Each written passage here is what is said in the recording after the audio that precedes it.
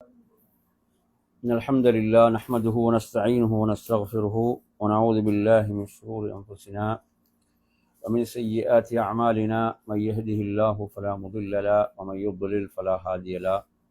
وأشهد أن لا إله إلا الله وحده لا شريك له وأشهد أن محمدا عبده ورسوله. أما بعد، يا أيها الذين آمنوا اتقوا الله حق تقاته ولا تموتن إلا وأنتم مسلمون.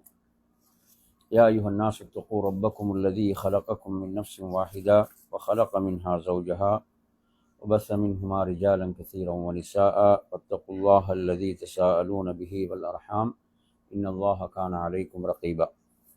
يا أيها الذين آمنوا اتقوا الله وقولوا قولا سديدا يصلح لكم أعمالكم ويغفر لكم ذنوبكم ومن يطع الله ورسوله فقد فاز فوزا عظيما. فإن أصدق الحديث كتاب الله وخير الهدي هدي محمد صلى الله عليه وسلم وشر الأمور محدثاتها وكل محدثة بدعة وكل بدعة ضلالة وكل ضلالة في النار. அன்பிற்குரிய என் அருமை சகோதரர்களே, அஸ்ஸலாமு அலைக்கும் வரஹ்மத்துல்லாஹி வபரகாத்துஹு. ஷைத்தானின் நுழைவாயில்கள் என்ற தலைப்பில் நாங்கள் இதுவரைக்கும் எத்தனை விஷயம் படிச்சுக்கிறோம்? நாங்கள் மெயின் தலைப்பாக எத்தனை தலைப்பு பார்த்தோம்? முதல் தலைப்பு என்ன பார்த்தோம்? முதலாவது தலைப்பு பார்த்தோம் பெருமை, கர்வம், ஆணவம் என்பது ஷைத்தான் நுழையக்கூடிய ஒரு நுழைவாயில் என்பதை பார்த்தோம். அடுத்து நாங்கள் ரெண்டாவது பார்த்தோம் சென்ற வகுப்புல, அதாவது அலங்கரித்து காட்டுதல், அழகுபடுத்தி காட்டுதல். அதில் நாங்கள் ரெண்டு வகை படித்தோம். ஒன்று பார்த்தீங்கன்னு சொன்னால், அதாவது பாவங்களை அழகுபடுத்தி காட்டுதல், பாவங்களை என்ன செய்தல், அழகுபடுத்தி காட்டுதல். இதை பற்றி நாங்கள் குர்ஆனில் வந்த 3 வசனங்களை உங்களுக்கு நாங்கள் சொன்னோம். குர்ஆனில் அதாவது ஷைத்தான் அலங்கரித்து காட்டுகிறான், அழகுபடுத்தி காட்டுகிறான் என்பதை சொல்லக்கூடிய 3 வசனங்களை நாம் உங்களுக்கு சொன்னோம். அதில் நாம் 4வது ஒரு வசனத்தை சொல்ல வேண்டிய ஒரு வசனம் இருக்கிறது. அது சூரத்துல் அன்கபூத் 38வது வசனம். சூரத்துல் அன்கபூத் 38வது வசனம். இது நீங்கள் கொஞ்சம் குறிப்பில் எடுத்துக்கலாம், நல்லா இருக்கும், உங்களுக்கு பிரயோசனமாக. அதாவது அல்லாஹு தஆலா இதிலே சொல்கிறான், வஆதம் வசமூத வகத் தபையன லகும் மின் மசாகினிஹிம் வஸய்யன லஹுமுஷ் ஷைத்தானு அஅமாலஹும் ஃபஸத்தஹும் அனிஸ் ஸபீலி வகானு முஸ்தப்சிரீன்.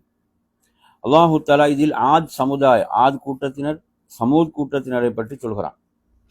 அவர்கள் வாழ்ந்த இடங்களை பற்றி உங்களுக்கு தெளிவுபடுத்தப்பட்டது என்று அல்லாஹு தஆலா சொல்லிவிட்டு சொல்கிறான், ஷைத்தான் அவர்களுடைய செயல்களை அவர்களுக்கு அலங்கரித்து காண்பித்தான். அவர்களுடைய செயல் எது? இங்க இல்ல, ஷைத்தான் இவர்களுக்கு அலங்கரித்து காண்பித்த செயல் எது? பாருங்க, வஸய்யன லஹுமுஷ் ஷைத்தானு அஅமாலஹும். ஷைத்தான் அவர்களுக்கு அவருடைய செயல்களை அலங்கரித்து காண்பித்தான். ஃபஸத்தஹும் அனிஸ் ஸபீல், நேர்வழியை விட்டும் அவர்களை தடுத்தான்.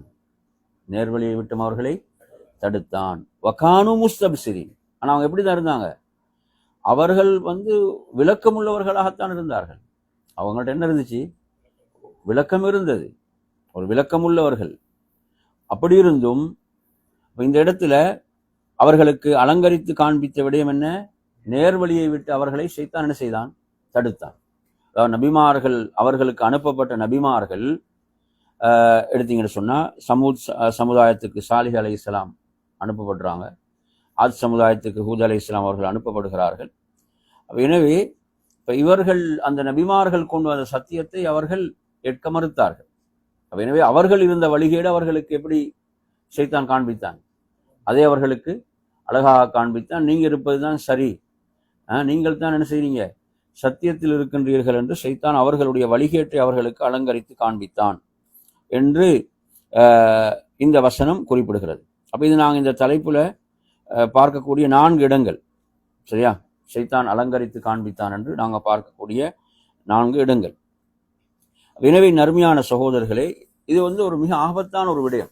என்னன்னு பார்த்தீங்கன்னா, பெரும்பாலும் வழிகேட்டில் இருப்பவங்க தாம் சத்தியத்தில் இருப்பதாக, நாம் சரியான வழியில் இருப்பதாகத்தான் அவர்கள் என்ன செய்வார்கள், காண்பார்கள். அல்லாஹ் தஆலா சூரத்துல் கஹ்ஃப்ல எடுத்து பார்த்தீங்கன்னா அல்லாஹ் எப்படி சொன்னா, அல்லதீன ضل سعيهم في الحياة الدنيا وهم يحسبون أنهم يحسنون صنعا. அவர்கள் இந்த உலக வாழ்வுடைய அந்த முயற்சிகள் எல்லாம் வழி தவறியவர்கள். அவர்கள் சொல்கிறார்கள், அவங்க நினைக்கிறாங்க நாங்கள் சரியான வழியில தான் இருக்கிறோம். வழி தவறியவர்கள் இந்த உலக வாழ்க்கையில என்ன செஞ்சிட்டாங்க, வழி தவறினார்கள். ஆனா வழி தவறியவர்களுடைய சிந்தனை எப்படி தான் இருக்குது, நாம் சரியான வழியில தான் இருக்கிறோம். புரியுது அவன் சொல்றது. அப்ப அவர்களுக்கு அசத்தியம் எப்படி காட்டப்படுறது, சத்தியமாக காட்டப்படுது இல்லையா. பாத்தில் அசத்தியம் அவர்களுக்கு சத்தியமாக தெரிகிறது. இது ஒரு மிக ஆபத்தான ஒரு டேஞ்சரான விஷயம். எனவே நறுமையான சகோதரர்களே, இது ஷைத்தானுடைய ஒரு பயங்கரமான ஒரு ஆயுதம், ஒரு நுழைவாயில் தான் இது இந்த விடயம். இதில் அடுத்த ஒரு பகுதி நாங்கள் சொன்னோம். என்ன அடுத்த ஒரு பகுதி என்னவென்றால், அதாவது நல்லவைகள், புரியுது சொல்றது, இப்ப நல்லவைகளை என்ன செய்யறது, தீயவைகளாக அலங்கரித்தல். நல்லவைகளை தீயவைகளாக அலங்கரித்தல். இப்ப நீங்க எடுத்து பாத்தீங்கன்னா, உதாரணமாக நாங்க என்ன சொல்லலாம், அதுக்கு நல்லவைகளை மோசமாக காட்டுறதுண்டா. இப்ப உதாரணமா நீங்க வாங்க, உதாரணமா நீங்க பாத்தீங்கன்னு சொன்னா, அதாவது இப்ப மார்க்கத்துடைய உயர்ந்த பண்பாடுகள், மார்க்கத்துடைய உயர்ந்த விழுமியங்கள், கலாச்சாரங்கள், இவைகளையெல்லாம் ஒரு பிற்போக்காக பார்க்கக்கூடிய நிலை. எப்படி பார்க்கறது, இதெல்லாம் இந்த காலத்துக்கு பொருந்தாது, இதெல்லாம் நாங்கள் வாழ்ற காலத்துக்கு இதெல்லாம் என்ன செய்யாது, இதெல்லாம் பொருந்தாது, இதெல்லாம் ஒரு பிற்போக்கு. இப்போ பெண்களுடைய ஹிஜாப், பெண்களுடைய இஸ்லாமிய உடை, அப்போ இதை எப்படி இன்று காட்டப்படுதுன்னா இது ஒரு பிற்போக்கு மாதிரியும், இன்றைய சமூகத்துக்கு இது ஒரு பொருந்தாத ஒரு விடயம் போன்றும். இப்படி என்ன செய்யறது, நல்லவைகளை எல்லாம் மோசமாக காட்டக்கூடிய ஒரு நிலை, அசிங்கங்களை எல்லாம் நாகரீகமாக காட்டக்கூடிய ஒரு நிலை. புரியுது அவங்க சொல்றது. அப்ப இது நாங்க பார்க்கிறோம், மிக ஒரு ஆபத்தான ஒரு விஷயம் சமூகத்தில். ஏன்னா சிந்தனை மாற்றங்கள் அப்படி மக்களுக்கு மத்தியில் உருவாகி இருக்கிறது. பார்த்தீங்கன்னா சொன்னா, இந்த மீடியாக்களுடைய ஆதிக்கம், மீடியாக்கள் செலுத்தக்கூடிய செல்வாக்குகளின் காரணத்தால், சினிமாக்களுடைய செல்வாக்குகளின் காரணத்தால் இன்று நீங்க எடுத்து பார்த்தீங்கன்னா, அதாவது நல்லவைகள் மோசமாகவும் மோசமானவைகள் நல்லவைகள் போன்றும் சித்தரிக்கப்படுகின்ற ஒரு மோசமான நிலையை நாங்க பார்க்கிறோம். புரியுது அவங்க சொல்றது. எனவே அதே போன்றுதான் நாங்க சொன்னோம், இப்ப பிதஅத்தான விஷயங்கள், ஷிர்கான விஷயங்களை எல்லாம் அவன் என்ன செய்வான், அலங்கரித்து நல்லது போன்று காட்டுவான் என்ற விஷயங்களை நாங்க சென்ற அந்த வகுப்பில் உங்களுக்கு நாம் சொன்னோம். எனவே நறுமையான சகோதரர்களே, அல்லாஹு தஆலா குர்ஆன்ல சொல்றான், சூரத்து ஃபாத்திருடைய 8வது வசனத்தில், அஃபமன் ஸுய்யின லஹு ஸூஉ அமலிஹி ஃபரஆஹு ஹஸனன். அப்ப அவர்களுடைய அந்த தீய செயல்கள் அவங்களுக்கு எப்படி காட்டப்படுது, அலங்கரித்து காட்டப்படுது. அவங்க அதை எப்படி பார்க்கறாங்க, அழகானதாக பார்க்கக்கூடிய ஒரு நிலை இருக்கிறது என்பதை ரப்புல் ஆலமீன் குறிப்பிடுகின்றார். சரி, இப்ப நாம் இதுல அடுத்ததாக உங்களுக்கு சொல்ல விரும்பக்கூடிய விஷயம் என்னவென்று சொன்னால், இதுவும் ஒரு முக்கியமான பகுதி.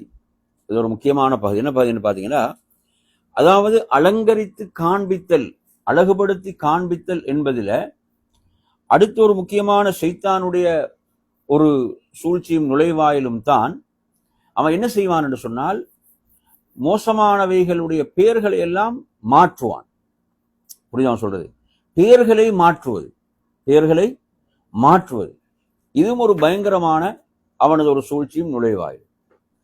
இப்ப நாம் இதை நாங்க சொல்லும் போது மிக முக்கியமாக ஒரு ஆதாரத்தை சொல்லுவோம். மிக முக்கியமாக நாங்க ஒரு ஆதாரத்தை சொல்லுவோம். எந்த ஆதாரத்தை நாங்க சொல்லுவோம்? இந்த பேரை மாற்றுவது அவனது சூழ்ச்சி என்பதை நாங்க சொல்லக்கூடிய முக்கியமான ஒரு ஆதாரம்.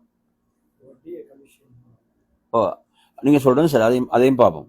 இப்ப நீங்க எடுத்து பாருங்க, குர்ஆன்ல 20வது அத்தியாயம் சூரத் தாஹாவுடைய 120வது வசனம். அதாவது இப்லீஸ், அல்லாஹ் சொல்லும்போது ஃபவஸ்வஸ இலைஹி ஷைத்தான், ஷைத்தான் அவரில் ஒரு ஊசலாட்டத்தை ஏற்படுத்தினான். யார்ல? ஆதம் அலைஹிஸ்ஸலாத்துல. ஏற்படுத்திவிட்டு அவன் சொன்னான், காலையா ஆதம், ஆதமே என்று அழைத்து சொன்னான், ஹல் அதுல்லுக அலா ஷஜரத்தில் ஹுல்த் என்று சொல்றான். ஒரு நிரந்தரமான ஒரு மரத்தை பற்றி உங்களுக்கு நான் உமக்கு சொல்லட்டுமா? இதுல பாத்தீங்கன்னா ஷஜரத்துல் ஹுல்த் என்ன பேர் சொல்றான்? அதாவது நிரந்தரமான மரம். வமுல்கில் லா யபுலா, அடுத்து என்ன, உங்களுக்கு நீங்காத ஒரு அதிகாரம், நீங்காத விலகாத ஒரு அதிகாரத்தை பற்றி உங்களுக்கு சொல்லட்டுமா? இப்ப இந்த இடத்துல அல்லாஹு தஆலா சொன்னான், இந்த மரத்தை மட்டும்தான் நீங்க நெருங்கக்கூடாது, இந்த மரத்தை மட்டும்தான் நீங்க இருவரும் நெருங்கக்கூடாது. அப்ப இங்க வந்து பாத்தீங்கன்னு சொன்னா ஷைத்தான் அந்த மரத்துக்கு ஒரு பேரை சொல்றான், அந்த மரத்துக்கு ஒரு பேரை சூட்டுகிறான். எப்படி பேர் அது? ஷஜரத்துல் ஹுல்த். எப்படி பேர்? ஷஜரத்துல் ஹுல்த். அது வந்து நிலையான மரம். நீங்க அதை நெருங்கிட்டீங்கன்னா நீங்க சொர்க்கத்துல நிரந்தரமாகிடுவீங்க. நீங்க என்ன செஞ்சீங்க? சொர்க்கத்துல நிரந்தரமாகி விடுவீர்கள் என்று ஒரு ஆசையை காட்டுகிறான். அப்ப அதனுடைய பேரை அவன் என்ன செய்கிறான் என்றால் மாற்றுகிறான். இது வந்து இவனுடைய வந்து ஆரம்ப யுக்தி. இது அவனது பாத்தீங்கன்னு சொன்னா புதுசு கிடையாது. ஆரம்பத்திலே என்ன செய்திருக்கிறான், இதை அவன் பயன்படுத்தி இருக்கிறான். புரியுதா? இந்த சூழ்ச்சியை, இந்த வாயிலை அவன் பயன்படுத்தி இருக்கிறான். எனவே நறுமையான சகோதரர்களே, அப்ப இதில் நாங்கள் நன்றாக புரிந்து கொள்ள வேண்டும், இது இவனது ஒரு மிக ஆபத்தான ஒரு நுழைவாயில். இது தொடர்பான சில செய்திகளை நாங்க பார்ப்போம். இது தொடர்பாக இது நான் சொன்ன ஒரு விஷயம்.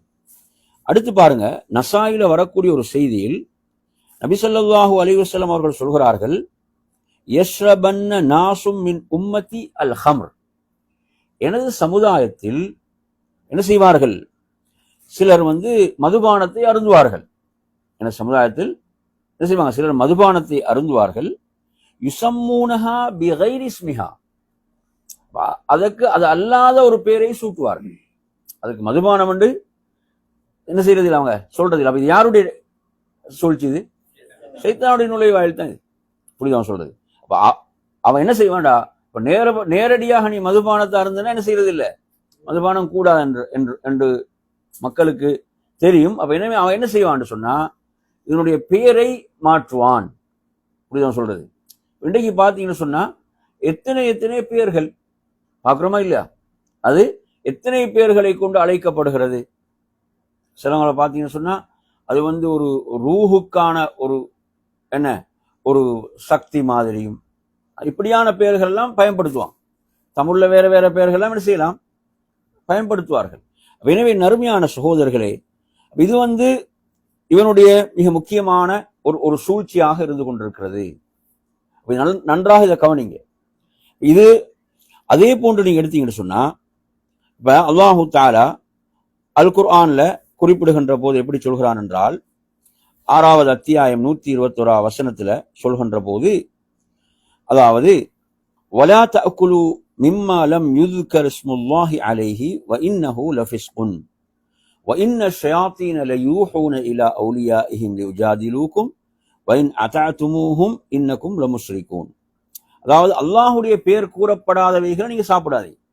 அல்லாஹ்வுடைய பெயர் கூறப்படாதவைகளை நீங்கள் சாப்பிடாதீர்கள்.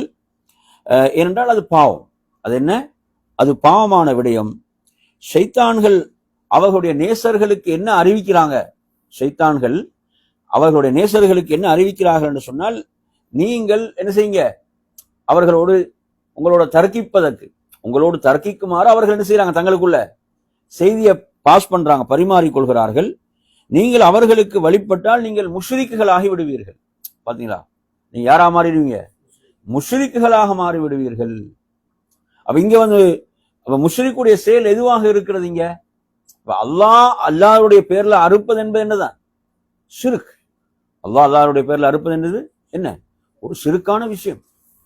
எனவே இந்த வசனத்துக்குரிய விளக்கத்தை பார்க்கும் போது அப்துல்லாஹ் இப்னு அப்பாஸ் ரலியல்லாஹு அன்ஹு என்ன சொல்றாங்கன்னு சொன்னா, இந்த காஃபிர்கள் வந்து முஸ்லிம்களிடத்துல என்ன சொல்கிறார்கள் சொன்னால், அதாவது இப்ப தானாக செத்தவைகள், தானாக செத்தனா அதை மரணிக்க செய்தவன் அல்லாஹ் தானே. எப்படி அவனோட வாதம்? அதை மரணிக்க செய்தவன் அல்லாஹ். அப்ப அதை அல்லாஹ் மரணிக்க செய்தான், அதை நீங்கள் சாப்பிடுவதில்லை, அதை நீங்கள் சாப்பிடுவதில்லை. அதே நேரத்தில் நீங்கள் என்ன செய்ய, நீங்கள் அறுத்தவற்றை நீங்கள் என்ன செய்றீங்க, நீங்கள் சாப்பிடுகின்றீர்கள். அப்படி என்று சொல்லும் போதுதான் அல்லாஹு தஆலா என்ன செய்யான், வசனத்தை இறக்கிறான். என்ன வசனம், என்ன வசனம்? அல்லாஹ்வுடைய பெயர் கூறப்படாதவர்கள் நீங்க என்ன செய்யக்கூடாது, சாப்பிடக்கூடாது, உண்ணக்கூடாது என்று அல்லாஹு தஆலா கட்டளை பிறப்பித்தான். அப்ப இங்க வந்து எதுக்கு வாதத்துக்கு, எதுக்கு பகுத்தறிவு ரீதியானதுக்கு அல்ல, இங்க அல்லாஹ்வுடைய சட்டம். அல்லாஹ் என்ன சொல்கிறான், அல்லாஹ்வுடைய பெயர் கூறப்படாமல் அறுக்கப்பட்டால் நீங்க என்ன செய்யக்கூடாது, சாப்பிடக்கூடாது. அல்லாஹ்வுடைய பெயர் கூறப்பட்டவைகள் தான் சாப்பிட வேண்டும் என்ற இந்த சட்டத்தை வந்து இந்த இப்படி ஒரு கேள்வி கேட்ட போது அல்லாஹ் இந்த வசனத்தை இறக்கினான். நான் இந்த இடத்துல உங்களுக்கு என்ன சொல்ல வருகிறேன் என்று சொன்னால், இவர்களுடைய இந்த ஷைத்தானுடைய சூழ்ச்சி தான் இன்னொரு சூழ்ச்சி. என்னது? அதாவது ஹலாலை ஹராமாக்க முற்படுவது, ஹராமை ஹலாலாக்க முற்படுவது என்ற இந்த சூழ்ச்சி என்ன செய்யுது, இங்கு இவர் இருக்கிறது. இப்ப நீங்க இன்றைக்கு எடுத்து பார்த்தீங்கன்னு சொன்னா, இப்ப நிறைய மக்களிடத்துல அதாவது நாங்க பார்க்கிறோம், அவுலியாக்களுடைய பேரால் அறுத்தவைகள் என்ன செய்யறாங்க, சாப்பிடுறாங்க. சாப்பிடக்கூடாது. ஏன்னா அல்லாஹ்வுடைய பேரால் அறுக்கப்பட்டவைகள் தான் சாப்பிடப்பட வேண்டும். சிலவங்க வீட்டுக்கு குடி போகும்போது என்ன செய்யறாங்க, ஜின்கள் ஏதாவது கெடுதி வரும் என்று சொல்லி ஜின்னுடைய பேர்ல அறுக்கிறான். இது வந்து என்ன, இது வந்து ஷிர்க், இது கூடாது, இதை சாப்பிடக்கூடாது, உண்ணக்கூடாது.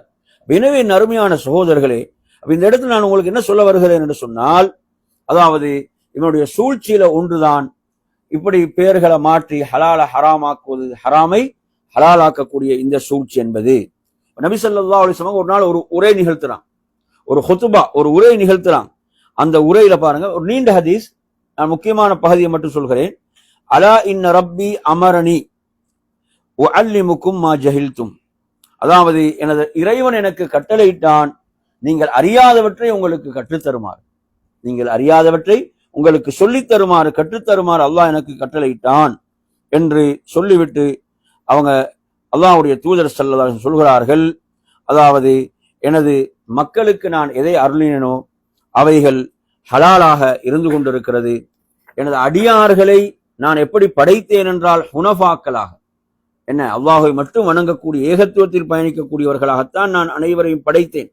ஆனால் ஷைத்தான்கள் அவர்களிடம் வந்து என்ன செய்து, அவருடைய தீனுடைய விஷயத்தில் தர்க்கம் செய்து அவர்கள் என்ன செய்தார்கள் என்றால், நான் ஹராமாக்கியவற்றை ஹலாலாக்கினார்கள், நான் ஹராமாக்கியவற்றை அவர்கள் என்ன செய்தார்கள், ஹலாலாக்கினார்கள் என்று இந்த செய்தியில வருகிறது. அப்ப இது யாருடைய வேலை? ஷைத்தானுடைய வேலை என்பது நன்றாக புரிந்து கொள்ளுங்கள். அப்ப இதுவும் அவனது ஒரு சூழ்ச்சியாக இதிலே இருந்து கொண்டிருக்கிறது. நபி ஸல்லல்லாஹு அலைஹி வஸல்லம் அவர்கள் சொல்கிறார்கள், நான் இப்ப ஆரம்பத்தில் சொன்னது போன்று எனது சமுதாயத்திலே சிலர் பின்னால் வருவார்கள், அவர்கள் என்ன செய்வார்கள் என்று சொன்னால், ஹலாலான இந்த மார்க்கத்தில் ஹராமாக்கப்பட்டவைகளை ஹலாலாக்குவதற்கு என்ன செய்வார்கள், முற்படுவார்கள். புகாரில வர ஹதீஸ் எப்படி வருகிறது, அதாவது லயகூனன்ன மின் உம்மதி அக்வாம், எனது சமுதாயத்தில் சிலர்கள் தோன்றுவார்கள், அவர்கள் பட்டை ஹலாலாக்குவார்கள், பட்டை என்ன செய்வாங்க, ஹலாலாக்குவார்கள். அதே போன்று விபச்சாரத்தை ஹலாலாக்குவார்கள், விபச்சாரத்தை ஹலாலாக்குவார்கள். அதே போன்று மதுபானத்தை ஹலாலாக்குவார்கள், இசையை ஹலாலாக்குவார்கள், இசையை ஹலாலாக்குவார்கள். இதை ஹலாலாக்குறா என்ன செய்வாங்க, என்ன செய்வாங்க, அதற்கென்று சில சூழ்ச்சிகளை ஷைத்தான் என்ன செய்வான், அவர்களுக்கு வகுத்து கொடுப்பான். அதுல முக்கியமானது என்ன, நாங்க பேசுறது அதனுடைய பெயர்களை மாற்றுவது, அதனுடைய பெயர்களை மாற்றக்கூடிய வேலையை செய்வான். உதாரணமா நீங்க எடுத்தீங்கன்னு சொன்னா, அதாவது ஒவ்வொன்றுக்கும் ஒவ்வொரு பேர், புரியுதா சொல்றது. விபச்சாரம் என்று சொன்னால் அது வந்து ஒரு தனி மனித சுதந்திரம், அவரவருடைய விருப்பம், அவரவருடைய சுதந்திரம் என்ற மாதிரி என்ன செய்வான், அப்படி ஒன்று உருவாக்குவான். ஏன்னா இன்று நீங்க உலகத்தில் எடுத்து பார்த்தீங்கன்னா, இன்று நாம் வாழக்கூடிய உலகத்துல அதாவது இருவர் வந்து அவங்க மேஜரா இருக்கிறாங்க, அவங்க விரும்பிட்டாங்கன்னா அது ஒரு குற்றம் கிடையாது. குற்றம் வந்து ரேப் மட்டும்தான். எது குற்றமா இருக்குது, ரேப் என்பதுதான் குற்றமா இருக்குதே தவிர, அதாவது திருமண ஒப்பந்தம் இல்லாமல், திருமண ஒப்பந்தம் இல்லாமல், புரியுதா சொல்றது. நான் சொல்றது குஃப்ரான சமுதாயத்தில் இந்த நிலை இருக்கிறது. ஆனா முஸ்லிம் நாடுகள் என்று சொல்லக்கூடிய இடங்களிலும் மோசமான நிலைகள் செய்து இதுல இருப்பதை பார்க்கிறோம். அந்த நாட்டுடைய சட்டங்களால் அங்கீகரிக்கக்கூடிய விபச்சாரத்தை அங்கீகரிக்கக்கூடிய அளவுக்கு மோசமான நிலைகள் இருக்கின்றன. எனவே அருமையான சகோதரர்களே, இவ்வாறு இதை ஹலாலாக்கக்கூடிய நிலை, மதுபானத்தை இப்படியானவர்கள் தோன்றுவார்கள். நன்றாக புரிந்து கொள்ளுங்கள். அப்ப இது நேரடியாக இல்லாமல் இதனுடைய பெயர்கள் மாற்றப்பட்டு இப்படியாகத்தான் இது உருவெடுக்கும். அப்படித்தானே? உதாரணம் எடுத்தீங்கன்னா, விபச்சாரத்தை நெருங்கக்கூடாதுன்னு இஸ்லாம் சொல்லுது. அதை நெருங்கக்கூடாது. அதனுடைய முதல் கட்டங்கள் எடுத்து பாருங்க. ஒவ்வொரு கட்டத்தை நீங்க எடுத்து பாத்தீங்கன்னா அதற்கெல்லாம் இன்று பல பெயர்கள் வைக்கப்பட்டிருக்கிறது. அதற்கெல்லாம் என்ன, அதாவது பல பெயர்கள். இப்ப அரைக்குறை ஆடை நிர்வாணமா, அரைக்குறை ஆடை என்றா அதெல்லாம் என்னது, அதெல்லாம் ஒரு கலை கண் கொண்டு பார்க்க வேண்டும், அதெல்லாம் கலை என்ற மாதிரியான வார்த்தை மாற்றங்கள். அதெல்லாம் என்ன, வார்த்தை மாற்றங்கள் நாங்க இன்றைக்கு பார்க்கிறோம். அதாவது தன்னைத்தானே ஏமாற்றிக் கொள்ளக்கூடிய நிலை மனிதனுடைய நிலையை நாங்க பார்க்கின்றோம். எனவே அருமையான சகோதரர்களே, இந்த அடிப்படையில அதாவது இவ்வாறான இந்த சூழ்ச்சிகள் என்பது ஷைத்தான் நுழையக்கூடிய வாயில்களாக இருந்து கொண்டிருக்கின்றன. அடுத்து நீங்க இதுல கவனிக்க வேண்டிய விஷயம் என்னவென்று சொன்னால், உதாரணமாக நீங்க எடுத்தீங்கன்னா மக்கா காஃபிர்கள் இடத்துல ஒன்று இருந்தது. ஷைத்தான் எப்படி அவர்களை வழிகெடுத்தான் என்று சொன்னால், அவர்கள் மாதங்களுடைய பெயர்கள் என்ன செய்வார்கள், மாற்றுவார்கள். மாதங்களுடைய பெயர்களை மாற்றுவார்கள். எதற்காக மாற்றுவாங்க? அதாவது அவர்கள் இப்ப 4 மாதங்கள் போர் செய்வது கூடாது. 4 மாதங்கள் போர் செய்வது கூடாது. என்னென்ன மாதம் சொல்லுங்க? துல்காதா, துல்ஹஜ், முஹர்ரம், ரஜப். இந்த 4 மாதங்கள் புனிதமான மாதங்கள். இவர்கள் என்ன செய்வார்கள் என்று சொன்னால், அருமையான சகோதரர்களே, இந்த 4 மாதங்கள் அதே இடத்துல தான் இருக்கும். அது மாறுமா? மாறாது. என்ன செய்வார்கள்? பேரை மாற்றுவாங்க. எப்படி மாற்றுவார்கள் என்றால், இப்ப உதாரணமாக முஹர்ரம் மாதத்தை சஃபராக ஆக்குவார்கள். இப்ப தொடர்ந்து 3 மாதம் வருதா இல்லையா? இப்ப துல்காதா, துல்ஹஜ், முஹர்ரம், இவங்களுக்கு தொடர்ந்து 3 மாதம் போர் செய்யாம இருந்தா அது ஒரு பிரச்சனை அவங்களுக்கு. தொடர்ந்து 3 மாதம் போர் இல்லாம அவ என்ன செய்யறது? துல்காதா, துல்ஹஜ், அடுத்து முஹர்ரத்தை என்ன செய்யறது? சஃபராக மாற்றுவது. சஃபர் என்ன செய்யறது? முஹர்ரமாக்குறது. புரியுது அவன் சொல்றது? இப்படி மாதங்களை இவர்கள் என்ன செய்தார்கள்? குழப்பினாங்க. எந்த அளவுக்கு என்றால், ரஜப ரசூலுல்லாஹ் சொல்லும் போது ரசூலுல்லாஹ் எந்த கோத்திரத்தோட சேர்த்தாங்க? நாங்க ஹதீஸ்ல படிச்சோம். ரஜப் மாதத்தை நபி எந்த கோத்திரத்தோட சேர்த்தாங்க? ஞாபகப்படுத்தி பாருங்க. ஹதீஸ் நாங்க படிச்சுக்கிறோம். ஹதீஸ் ரஜப ரசூலுல்லாஹ் முதர் என்ற கோத்திரத்தை இணைப்பாங்க. அதோட ரஜப் முதர் என்று சொல்லுவாங்க. ரஜப சொல்லும் போது சும்மா ரஜப் என்று சொல்லாம 19 சொல்லுவாங்க. எப்படி சொல்லுவாங்க? ரஜப் முதர். அதாவது முதற் கோத்திரத்தினர் எதை ரஜபா கருதினாலும் அதுதான் ரஜப். புரியுதா சொல்றது? முதற் கோத்திரத்தினர் எதை ரஜபாக கருதினார்களோ அதுதான் என்னது? ரஜப். என்ன, வேறு சில கோத்திரத்தினர் ஷாபானை என்ன செய்தார்கள்? ரஜபாக்கினாங்க. ஷாபானை ரஜபாக ஆக்கினார்கள். இப்படி ஒரு குழப்பம் இவர்கள். அதனாலதான் ரசூலுல்லாஹ் இறுதி ஹஜ்ஜில் என்ன அறிவிச்சாங்க? அதாவது அல்லாஹ் வானங்கள் பூமியை படைத்த போது எப்படி அந்த வருடத்துல 12 மாதங்களோ அதே நிலைக்கு திரும்பி விட்டது. வேற இதுக்கு பிறகு எவரும் என்ன செய்யலாது? மாற்றுவதற்கான அதிகாரம் கிடையாது. அல்லாஹு தஆலா குர்ஆன் இதை எப்படி சொல்கிறான் என்றால், இதை குஃப்ர் என்கிறான். மாதங்களை இப்படி மாற்றுவது என்ன? குஃப்ரை அதிகப்படுத்தக்கூடிய ஒரு செயல். அல்லாஹ்வுடைய சட்டத்தை அவங்க மாற்றுவதற்காக என்ன செய்தார்கள்? இப்படி ஒரு தந்திரத்தை கையாண்டாங்க. இதெல்லாம் யாருடைய டெக்னிக் தான்? ஷைத்தானுடைய. இது ஆரம்பத்தில் அவன் போட்டதுதான். இப்படி இவர்கள் என்ன செய்தார்கள்? மாற்றினார்கள். இதுல இருந்து நாங்க என்ன புரிகிறோம்? மார்க்கத்தில் அருமை சொல், நாங்க தந்திரங்களை கையாளக்கூடாது. என்ன கையாளக்கூடாது? மார்க்கத்தில் நாம் தந்திரங்களை கையாளக்கூடாது. அது நம்மை என்ன செய்யறது? நாம் அழிவில் போட்டுக்கொள்வது.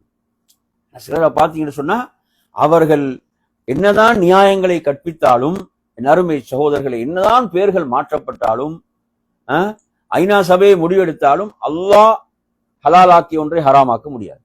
அல்லாஹ் ஹராமாக்கி ஒன்றை ஹலாலாக்கவும் முடியாது. இதை நாங்கள் தெளிவாக புரிந்து கொள்ள வேண்டும். இதை நாம் மிக தெளிவாக புரிந்து கொள்ள வேண்டும். இன்றைக்கு எங்கள் சமுதாயத்தில் பார்க்கிறோம். அதாவது எப்படின்னு சொல்லி பார்த்தீங்கன்னா, இப்ப திருமணத்தை பேசி வைக்கிறது. திருமணத்தை என்ன செய்வாங்க? பேசி வைப்பாங்க.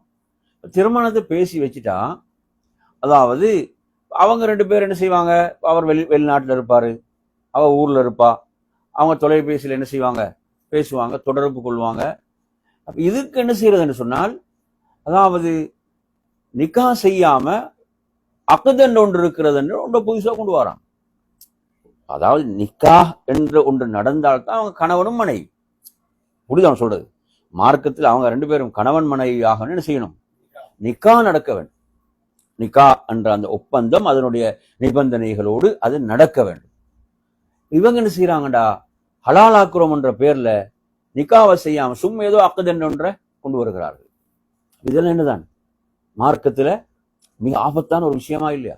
அதாவது நிக்காவின் மூலம் மட்டும்தான் என்ன செய்யும், இது ஹலாலாகும்.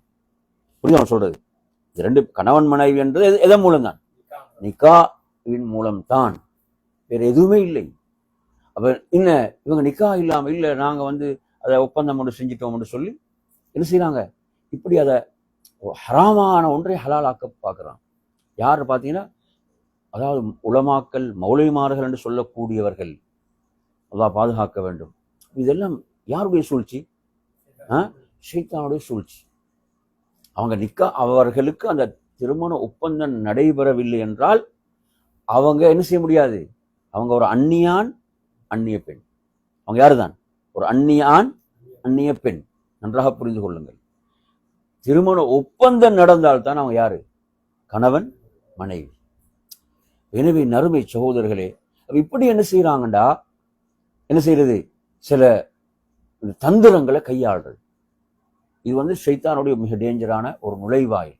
இப்ப நீங்க எடுத்து பாருங்க. இப்போ ஒரு தலாக் 3 தலாக்கும் முடிந்து விட்டது. 3 தலாக்கும் முடிந்து விட்டது. இப்ப திரும்ப அந்த கணவனும் மனைவியும் சேருவதாக இருந்தால் மார்க்க சட்டம் என்ன? அந்த பெண் என்ன செய்யணும்? வேறொரு திருமணம் முடிக்க வேண்டும். திருமணம் முடித்து அவனோடு வாழ்ந்து அவனும் தலாக் சொல்லி அதுக்கு பிறகு இத்தா காலம் முடிந்தால் என்ன செய்யலாம்? முதல் கணவரோடு சேரலாம். திருமண ஒப்பந்தம் செய்து கொண்டு அவர்கள் மறுபடியும் கணவன் மனைவி என்ற அடிப்படையில் திருமண வாழ்விலே இணையலாம். ரசூலுல்லாஹ் என்ன சொல்றாங்க? அதாவது ஒருத்தன் என்ன செய்யறாங்க, அதாவது அந்த மனைவியை தனக்கு ஹலாலாக்கி கொள்வதற்காக அவன் ஒருத்தரை ஏற்பாடு செய்யறான். என்ன செய்யறான்? ஏற்பாடு செய்கிறான். எதற்கு? நீ எனது அந்த மனைவி இதா முடிஞ்ச என்னை விட்டு பிரிந்து விட்டால் நீ திருமணம் முடித்து என்ன செய், நீ தலாக் சொல்லு. அதுக்கு பிறகு நான் இதா முடிஞ்ச பிறகு நான் திருமணம் முடித்துக் கொள். இப்படி ஒரு ஏற்பாடு செஞ்சு இப்படி செய்யக்கூடிய ரசூலுல்லாஹ் சொல்றாங்க, அல்லாஹ் இவனை சபிக்கிறான், சாபத்துக்குரியவன். புரியுதா? இதுக்கு சம்பந்தப்பட்ட அந்த இருவரும் சாபத்துக்குரியவர்கள். இதுக்கு சம்பந்தப்பட்ட இருவரும் யாரு? அல்லாஹுடைய சாபத்துக்குரியவர்கள். சாதாரண விஷயம் அல்ல இது. இப்படியான தந்திரங்கள் மார்க்கத்தில் என்ன செய்யப்படக்கூடாது? கையாளப்படக்கூடாது. படைத்த ரப்புல் ஆலமீன் யாவற்றையும் அறிந்தவனாக இருக்கிறான். எனவே நறுமையான சகோதரர்களே, அந்த அடிப்படையில் நீங்க எடுத்து பார்த்தீங்கன்னு சொன்னா, இந்த காஃபிர்கள், மக்கா காஃபிரிடம் இந்த சூழ்ச்சி இவ்வாறு செயல்பட்ட அந்த விஷயத்தை அல்லாஹ் சொல்கிறான். ஷைத்தான் எப்படி இவர்களை வழிதவரச் செய்தான். அதே போன்ற நறுமையான சகோதரர்களே, நீங்க எடுத்து பார்த்தீங்கன்னா யூதர்கள் நீங்க எடுத்தீங்கன்னா, யூதர்கள் இதுல என்ன தந்திரத்தை கையாண்டார்கள்? நபி ஸல்லல்லாஹு அலைஹி வஸல்லம் அவர்கள் சொல்கிறார்கள், யூதர்கள் வரம்பு மீறியது போன்று, யூதர்கள் அந்த பெரும் பாவத்திலே வீழ்ந்தது போன்று நீங்கள் வீழ்ந்துவிடக் கூடாது. அவர்கள் என்ன செய்தார்கள்? அல்லாஹ் ஹராமாக்கியவற்றை என்ன செய்தார்கள்? ஹலாலாக்குவதற்கு தந்திரங்களை கையாண்டார்கள். எதை கையாண்டாங்க? தந்திரங்களை மேற்கொண்டார்கள்.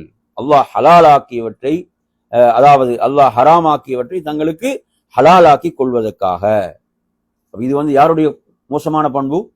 யூதர்களுடைய மோசமான பண்பாக இருந்தது. நாங்க படிக்கிறோம் வரலாறு என்ன, சனிக்கிழமை மீன் பிடிக்க கூடாது. சனிக்கிழமை மீன் பிடிப்பது அவர்களுக்கு தடுக்கப்பட்டிருந்தது. எனவே அவர்கள் என்ன செய்தார்கள்? என்ன செஞ்சாங்க? அதாவது முதல் நாளே வலைய போட்டுருவாங்க. முதல் நாள் வலைய போட்டு எப்ப மீன் எடுப்பாங்க? ஞாயிற்றுக்கிழமை. எப்ப எடுப்பாங்க? ஞாயிற்றுக்கிழமை எடுப்பார்கள். அப்ப இது அல்லாஹு தஆலா குர்ஆன்ல சூரத்துல் ஆராஃப்ல இந்த வரலாற்றை சொல்கிறான். சொல்லும் போது 3 சாரார் இதுல வருகிறார்கள். ஒன்று இந்த பாவத்தை நேரடியாக இப்படி செய்தவர்கள். அடுத்து ஒரு சாரார் யாரு? அவர்களை தடுத்தவர்கள். இன்னொரு சாரார் அந்த தடுத்தவர்களை ஏன் நீங்கள் தடுக்க வேண்டும் என்று கேட்டவர்கள். நீங்கள் ஏன் இவர்களை தடுக்க வேண்டும்? இவர்களுக்கு தடுக்கப்பட்ட ஒரு விஷயம், இவர்கள் அல்லாஹ்வுடைய தண்டனையை தேடிக்கொண்டிருக்கிறார்கள், இவர்களை போய் நீங்கள் ஏன் தடுக்க வேண்டும் என்று சொன்ன போது அவங்க 2 பதில் சொன்னாங்க. எத்தனை பதில்? 2 பதில் சொன்னாங்க. ஒரு பதில் என்ன? அதாவது நாம் அல்லாஹ்விடம் தப்பிக்க வேண்டும், நாம் தப்பித்துக் கொள்ள வேண்டும் என்பது ஒரு பதில். அடுத்த பதில் என்ன? இவங்க திருந்தலாம் இல்லையா? அப்ப இது தஅவால முக்கியமான ஒரு பண்பு. என்ன? திருந்தித்தான் ஆக வேண்டும் என்பது அல்ல. நான் தஅவா செஞ்சா திருந்தித்தான் என்ன, திருந்தலாம். புரியுதா சொல்றது? அடுத்து நமது கடமை என்ன? நீங்கிவிடும், நாம் அல்லாஹ்விடம் தப்ப வேண்டும். எனவே இந்த செய்தியில் நீங்க எடுத்தீங்கன்னு சொன்னா, அப்ப அவர்கள் குரங்குகளாக மாற்றப்பட்டார்கள்.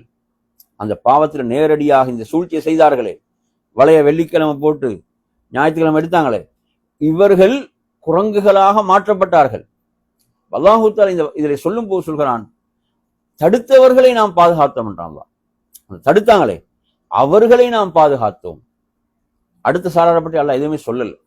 அந்த சாராரை பற்றி அல்லாஹ் எதுவுமே சொல்லல. ஆனா அல்லாஹ் பாதுகாத்ததாக யாரை தான் சொல்றான்? தடுத்தவர்களை பாதுகாத்தோம்னு சொல்றான். அப்ப எவ்வளவு முக்கியமான விஷயம் என்று பாருங்க. அப்ப இந்த இடத்துல அவர்களுடைய சூழ்ச்சி எதுவாக இருந்துச்சுன்னு பாருங்க. சனிக்கிழமை நாங்க என்ன செய்யல, மீன் பிடிக்கல. நாங்க எப்போதான் வெள்ளிக்கிழமை போட்டுறது. இப்ப எமது ஊர்கள்ல பாத்தீங்கன்னா, இப்ப ஜும்மா நாள் இருக்கு தானே, இப்ப ஜும்மா நாள்ல வியாபாரம் செய்யறதுக்கு ஹராமான டைம் எது? இமாம் பிம்பர்ல உட்கார்ந்தோட ஒரு அதான் சொல்லப்படும், அப்படிதானே? அந்த அதான்ல இருந்து ஜும்மா தொழுகையில சலாம் கொடுக்கும் வரை உள்ள நேரம், இது வியாபாரத்துக்கு ஹராமான நேரம், வியாபாரம் செய்யக்கூடாத நேரம், அப்படிதானே? என்ன தந்திரங்களை கையாளுறாங்கடா, சில நேரம் முஸ்லீம் அல்லாத ஒருத்தர் என்ன செய்வாரு, அங்க இருப்பார், பொறுப்புல கேஷியர்ல இருப்பார்.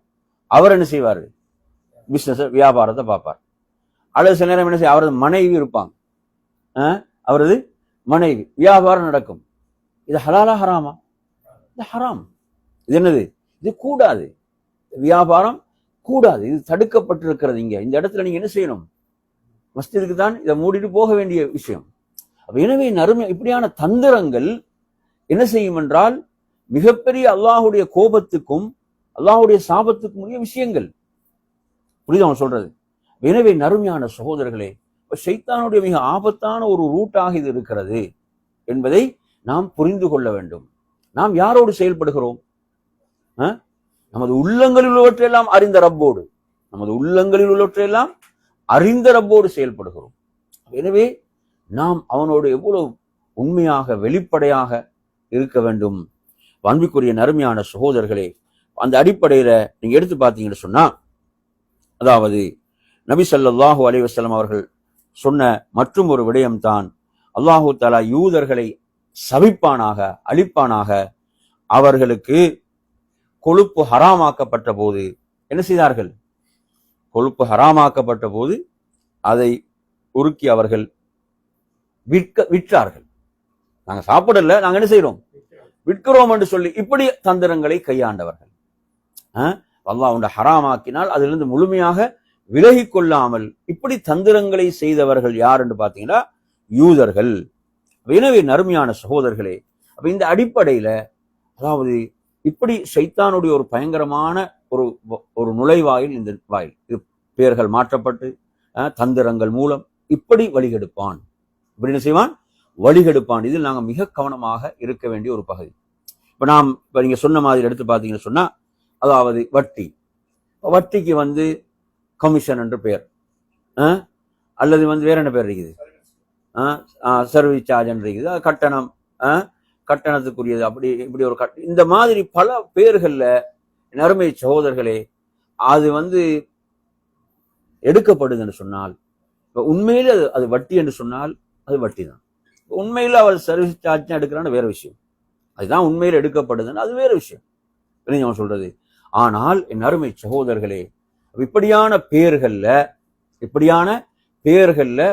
மாற்றப்பட்டு என்னதான் இவர்கள் விளையாட்டுக்களை போட்டாலும் படைத்த ரப்பை ஏமாற்ற முடியுமா? படைத்த ரப் யாவற்றையும் அறிந்தவனாக இருக்கிறான். அதே போன்ற நறுமையான சகோதரர்களே, அப்ப இசையை மார்க்கம் ஹராமாக்கி இருக்கிறது என்று சொன்னால் அது நீங்க என்னதான் என்ன அது இஸ்லாமிய நாவரணி பாட இஸ்லாமிய ஹலால் ஆயிடுமா? அப்படிதானே. பேர் என்னது இஸ்லாமிய கீதம். எப்படிடா இசை மார்க்கத்துல ஹராம். இசை இல்லாமல் நல்ல கருத்துக்கள் பாடப்பட்டால் வரவேற்கலாம். இசை இல்லாமல் நல்ல கருத்துக்கள் பாடப்படுகின்றன என்ன செய்யலாம், அதை வரவேற்க முடியும். ஆனால் இசை என்பது அங்கு சேர்ந்து விட்டால் அது என்ன, அது கூடாது, அது ஹராம். எனவே இதுக்கு என்ன பேர் கேட்டா இஸ்லாமிய கீதம். என்ன பேர் இதுக்கு? பேர் இஸ்லாமிய கீதம். ஒருத்தர் என்ன சொன்னார், நான் வெக்கேஷன் போனா என்ன செய்யுது, வைஃபை சினிமாக்கெல்லாம் கூட்டு போறது இல்லை, தர்காக்கு தான் கூட்டு போறேன்டாரு. எனவே நறுமையான சொன்ன அதுவும் பாவம், இது அதை விட பெரிய பாவம். அதை விட பெரிய பாவம் என்னது, இது சிறுக்கு போனீங்கன்னா அது பெரும் பாவம்.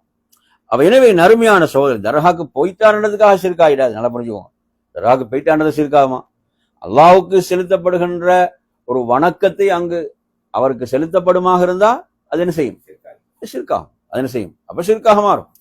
எனவே நறுமையான சகோதரர்களே, அப்ப இதில் நாங்கள் புரிந்து கொள்ள வேண்டிய அடுத்த விடயம் என்னவென்று சொன்னால், நான் ஆரம்பத்தில் சொன்ன மாதிரி, அதாவது மதுபானம் இது பல பெயர்களை கொண்டு என்ன செய்யறது, பெயர் மாற்றப்பட்டு இவ்வாறு அனுமதிக்கப்படக்கூடிய விஷயம்.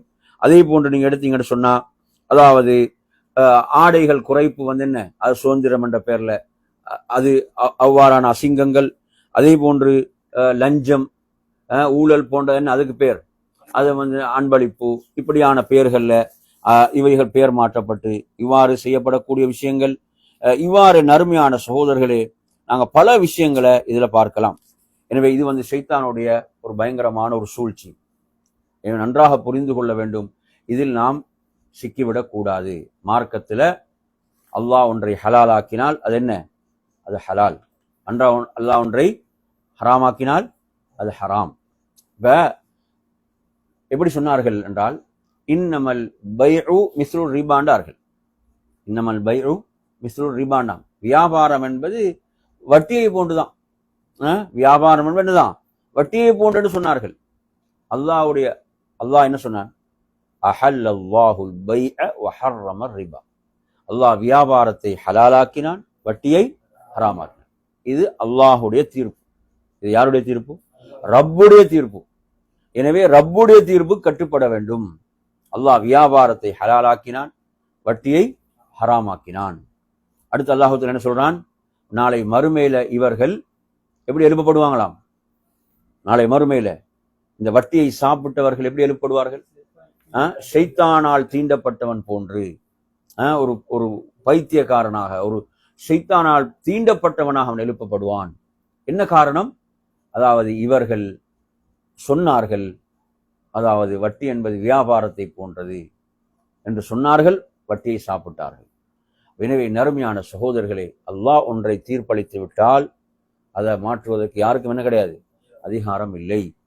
எனவே நறுமையான சகோதரர்களே, அந்த அடிப்படையில நாம் இது ஷைத்தானுடைய ஒரு பயங்கரமான ஒரு நுழைவாயில். அதைத்தான் நாம் இன்று படித்தோம். இதிலிருந்து நாம் முழுமையாக நம்மை காத்துக்கொள்வோம் என்று கூறி நிறைவு செய்கிறேன். وآخر دعوانا أن الحمد لله رب العالمين. والسلام عليكم ورحمة الله وبركاته.